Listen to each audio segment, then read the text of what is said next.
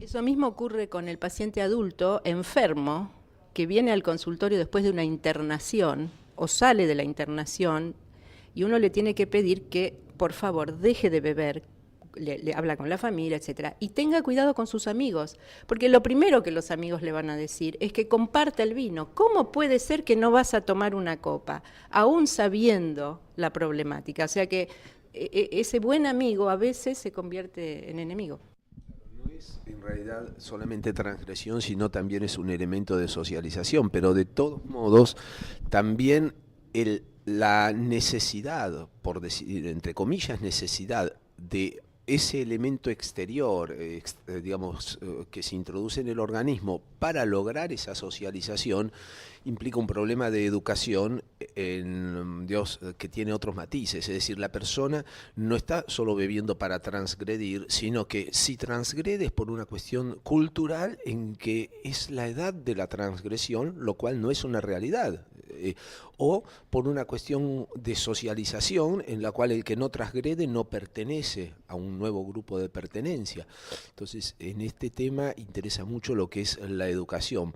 Por un lado, los modelos. Recién decía la doctora el tema de que hay un elemento genético indudable, pero ese elemento genético solamente es parte de una predisposición que no obliga a tener la enfermedad. Hay otro elemento, digamos, podríamos hablar en que hay dos tipos de herencia en el ser humano, a diferencia de otros animales, digamos, que es la herencia genética más la herencia cultural. La herencia cultural en el hombre hace que uno copie cosas de modelos que ve en los demás integrantes de su familia, inclusive el televisor como un integrante más de la familia, con todos los personajes que tenemos, y en que se ve como cosa normal, cosas que no lo son, o como cosas conductas esperables, conductas que no lo son. Si ahí vemos que se socializa la persona que bebe, si se asocian reuniones con la visión de que la gente está tomando, si los padres no pueden disfrutar del asadito si no es el asadito con alcohol, es decir, si se asocia el efecto so, que quieren obtener con la bebida alcohólica, el chico aprende eso. ¿Sí? El chico es grande, porque no todos empiezan de chicos a beber, aunque la mayoría sí. Entonces, por ahí el tema educativo tendría que ir no tanto en el no a la transgresión, porque como recién decía la doctora, digamos, hasta transgredir por un lado es normal, pero también sería el transgresor el que no cumple con las transgresiones, porque transgrede al resto del grupo. Por ahí no es tanto ocuparse de la educación en la no transgresión, que sería muy difícil, porque hasta podríamos decir que tiene cierta normalidad en el ser humano esa transgresión, sino la educación en que uno elija qué transgresión, que no necesariamente copie, y que sobre todo elija aquello que puede o no hacerle bien, sepa diferenciarlo.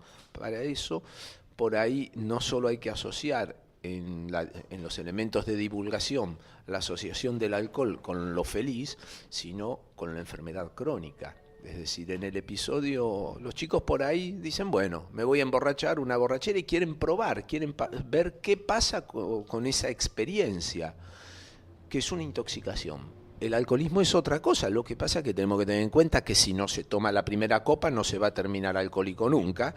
Bueno, del mismo modo, no podemos quitarle jerarquía a esos episodios aislados, grupales, que no parecen crónicos, porque de alguna manera se empieza y no hay elementos. Ya dijimos que la genética es solamente una parte predisponente y en muchos no está. Entonces no hay elementos que permitan avisarnos dónde está la línea divisoria, quién va a pasarse y quién va a quedarse en esa intoxicación, que a veces no es menor y a veces lleva también a la muerte, pero quién va a quedarse en ese episodio y quién no. Al no saberlo, la idea de la prevención es antes de ese episodio y no cuando uno ya ve las consecuencias crónicas. Algo me parece importante de explicar es qué significa la palabra adicción, ¿no? Sobre todo por esto que estábamos diciendo, bueno, no todos llegan a ser alcohólicos, algunos sí, algunos no. En la lengua castellana significa no, y dicción viene del dicho, del discurso.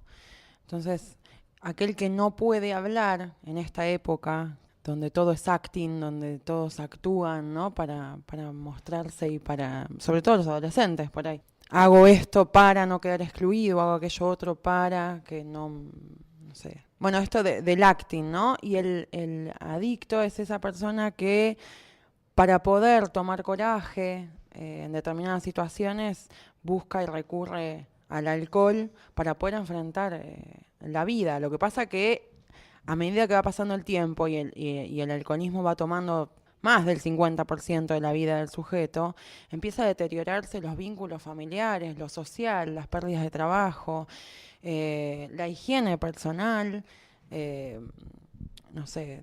Más la enfermedad de su organismo también, ¿no? Cómo se va deteriorando. Pero la idea, si te parece, es hacer un corte y vamos a hablar cómo la familia puede ayudar a darse cuenta, porque por lo que ustedes han explicado hasta ahora, es un camino difícil de poder dividir entre el límite del que está enfermo y del que no lo está. Es muy difícil que alguien que consuma alcohol diga, bueno, me voy a pasar 15 días para ver si tengo adicción o no. Es muy difícil que alguien lo haga. Entonces, pero debe haber algunos síntomas, algunas luces que pueden avisarle a sus amigos o a la familia cuándo conviene decirle a usted que nos está escuchando, o a usted señor que tiene un familiar en estas situaciones, cuándo por ahí tenemos que tener una alerta. Hacemos un corte y lo explicamos.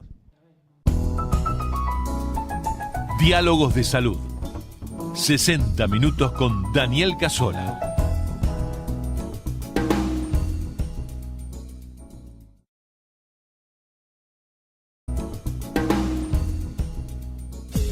Acliva 4. Asociación de Clínicas y Sanatorios de la Provincia de Buenos Aires, Zona Norte. Liderazgo más calidad.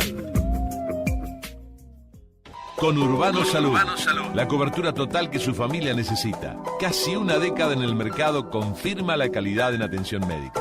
Plan individual, 58 pesos. Plan grupo familiar, 102 pesos. 4451-3333. Ocean. Obra social de encargados apuntadores marítimos. Seriedad y cumplimiento en la protección de su salud y la de su familia. Afíliese al 4941-8327 o 4941-8264. Su bienestar es nuestra tarea. Principal Plan. 4451-2944. Nos acompañan en este programa la doctora Mónica Napoli, médica toxicóloga, miembro de la Asociación Toxicológica Argentina y médica del Hospital Santoyani. La doctora Diana Levy, médica gastroenteróloga del Hospital Carlos Sudaondo, sección Hígado, y secretaria de la Comisión Directiva de la Asociación Argentina para el Estudio de las Enfermedades del Hígado. La licenciada Laura Césare, psicóloga de la sede de la Comunidad Terapéutica Fundación Manantiales.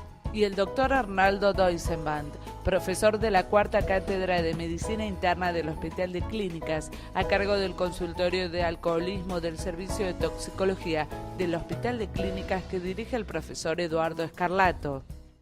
¿Cómo podemos ayudar a diagnosticar esta adicción, ¿no? La familia, ¿cómo se puede dar cuenta de que alguien ya entra en un camino de alerta para decirle, mira, en realidad tenés que manejarlo esto? Y como recién te comentabas vos, el alcohólico generalmente oculta su enfermedad, y cómo se logra para convencerlo de que está en un camino así sin que se ofenda, sin que haga un escándalo, ¿no? ¿Ustedes qué le aconsejan a la familia que nos escucha? En primer lugar, el diagnóstico no solo corresponde a la familia, sino también a la persona afectada y también al equipo de salud. Y para todos es una cosa difícil. Hay algunos elementos, digamos, que tienen que ver con la toxicidad en sí mismo, es decir, el paciente que viene hipertenso, porque el alcohol le favorece tener la presión alta. La gente suele saber de la sal y no, por ejemplo, del elemento del alcohol. Hay pacientes que vienen por su gastritis y el médico entonces puede descubrir, o el paciente solo saber cuando tiene una gastritis. Bueno, es decir, una cosa son los elementos tóxicos, que no es alcoholismo en sí mismo, es toxicidad. Una persona puede, digamos, fallecer por una hemorragia digestiva, por una cirrosis, sin haber tenido jamás una borrachera, porque el